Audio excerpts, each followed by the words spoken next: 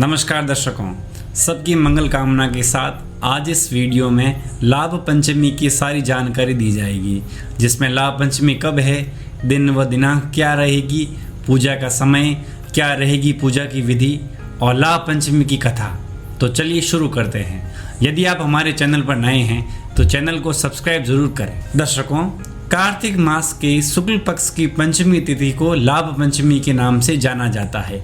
इसे सौभाग्य पंचमी या ज्ञान पंचमी भी कहते हैं।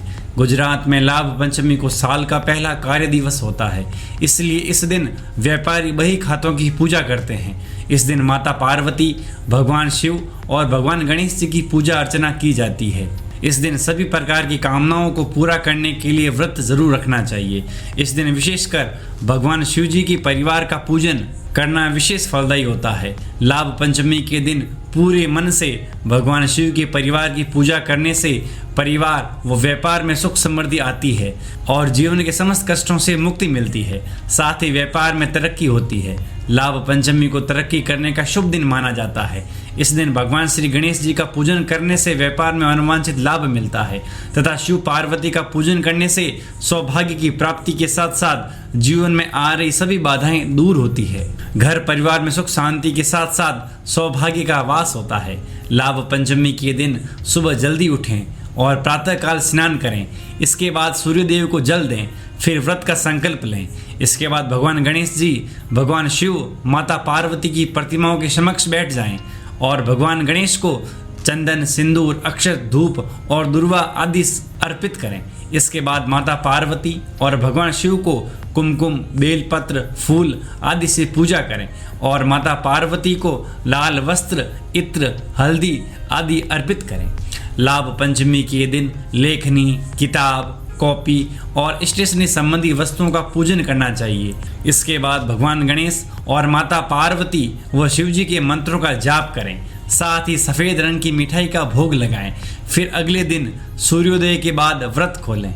फिर अपने सामर्थ्य के अनुसार दान दक्षिणा दें, लेकिन इस बात का जरूर ध्यान रखें कि लाभ पंचमी के दिन पूरा दिन बिना कुछ खाए पिए निराहार रहकर व्रत करें। लाभ पंचमी 18 नवंबर को शनिवार के दिन है और पंचमी पूजा करने का शुभ मुहूर्त सुबह 6:46 से 10:19 तक रहेगा। पंचमी तिथि प्रारंभ 17 नवंबर 2023 को सुबह 11:03 से 18 नवंबर को सुबह 9:18 तक रहेगी। दर्शकों, अब आप लाभ पंचमी की पवित्र कथा सुनिए। शास्त्रों के अनुसार भगवान श्री गणेश जी की 2 पत्नियां रिद्धि और सिद्धि और 2 पुत्र शुभ व लाभ बताए गए हैं। जहां श्री गणेश जी को विघ्नहर्ता कहा जाता है तो उनकी दोनों पत्नियां यशस्वी, वैभवशाली व प्रतिष्ठावान बनाने वाली है। वहीं शुभ लाभ हर सुख सौभाग्य को देने के साथ साथ उन्हें स्थायी और सुरक्षित रखते हैं। गणेश भगवान को देवों में सर्वप्रथम पूजित बुद्धि के देवता माने गए हैं। स्वास्थ्य सुबुद्धि को प्रदान करने का पवित्र चिन्ह है। स्वास्थ्य की दोनों अलग अलग रेखाएं गणपति जी की पत्नी रिद्धि व सिद्धि को दर्शाती हैं। रिद्धि शब्द का अर्थ है बुद्धि और सिद्धि शब्द का अर्थ है आध्यात्मिक शक्ति। जब बुद्धि और ज्ञान का मिलन होता है तो वो बहुत शुभप्रद होता है। अर्थात श्री गणेश जी बुद्धि के देवता और देवी रिद्धि ज्ञान की देवी, इनके पुत्र शुभ हैं। श्री गणेश बुद्धि के देवता और देवी सिद्धि आध्यात्मिक शक्ति, उनके पुत्र लाभ हैं। इस प्रकार स्वास्थ्य का पवित्र चिन्ह भगवान श्री गणेश जी के परिवार को दर्शाता है। भगवान श्री गणेश के पूजन में इस प्रकार स्वास्थ्य का पवित्र चिन्ह बनाकर पूजन करें। इससे सभी के आशीर्वाद प्राप्त होते हैं। स्वास्थ्य को सिंदूर, अक्षत, केसर, चंदन तथा दुर्वा से पूजन करें और अपने समस्त कार्यों को निर्विघ्न संपन्न करने के लिए प्रार्थना करें। तत्पश्चात इन मंत्रों का उच्चारण करके धूप दीप से आरती करें और मोदक का भोग लगाएं। मंत्र इस प्रकार हैं। श्री गणेश भगवान का मंत्र है ओम वक्रतुंड महाकाय सूर्यकोटि समप्रभ निर्विघ्नं कुरु मे देव सर्वकार्येषु सर्वदा।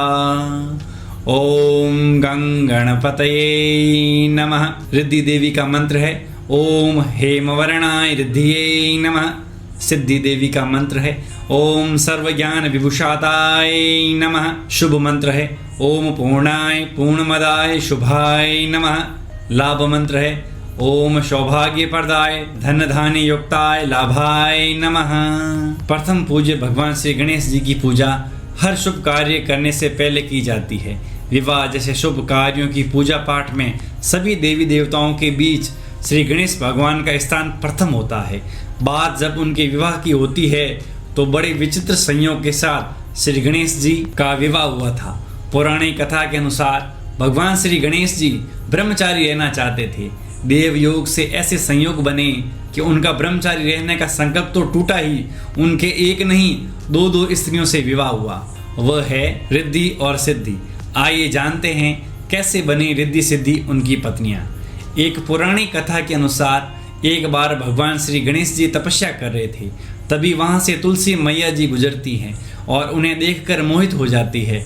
तुलसी जी गणेश जी से विवाह करना चाहती थी, लेकिन उनके विवाह प्रस्ताव को गणेश जी ने नकार दिया। विवाह प्रस्ताव ठुकराने के कारण कुपित तुलसी जी ने उन्हें श्राप दिया और उनके एक नहीं बल्कि दो विवाह होंगे। इसलिए भगवान श्री गणेश जी की पूजा में तुलसी का प्रयोग नहीं किया जाता है। तो वहीं दूसरी कथा यह है कि भगवान श्री गणेश जी इसलिए ब्रह्मचारी रहना चाहते थे कि वो अपने काया से क्रुद्ध थे। उनका पेट निकला हुआ था, उनका मुख हाथी का था, इसलिए उनसे कोई विवाह नहीं करना चाहता था। इस बात से श्री गणेश जी जहाँ भी विवाह होता था वहाँ विघ्न डाल देते थे ताकि विवाह ना हो सके। उन्हें ऐसा लगता था उनका विवाह नहीं हो पा रहा है तो वह किसी और का भी विवाह नहीं होने देंगे। उनकी इस काम में मूषक महाराज भी उनका साथ देते थे। उनकी इस आदत से देवी देवता परेशान थे। वे अपनी परेशानी लेकर ब्रह्मा जी के पास गए। तब ब्रह्मा जी के योग से रिद्धि व सिद्धि प्रकट हुई। दोनों ब्रह्मा की मानस पुत्रियां थी। ब्रह्मा जी दोनों पुत्रियों को लेकर श्री गणेश जी के पास पहुंचे और उन्हें शिक्षा देने के लिए कहा। ब्रह्मा जी की आज्ञा से वे दोनों को शिक्षा देने लगे। जब गणेश जी के पास किसी के विवाह की सूचना आती थी तब रिद्धि और सिद्धि उनका और मूषक महाराज का ध्यान भटका देती थी। इस प्रकार धीरे धीरे सभी के विवाह होने लगे। एक दिन श्री गणेश जी को सारी जानकारी मिल गई। सभी के विवाह बिना किसी विघ्न के हो रहे हैं। इससे श्री गणेश जी रिद्धि व सिद्धि पर क्रोधित हो गए और उन्हें श्राप देने को तैयार हो गए।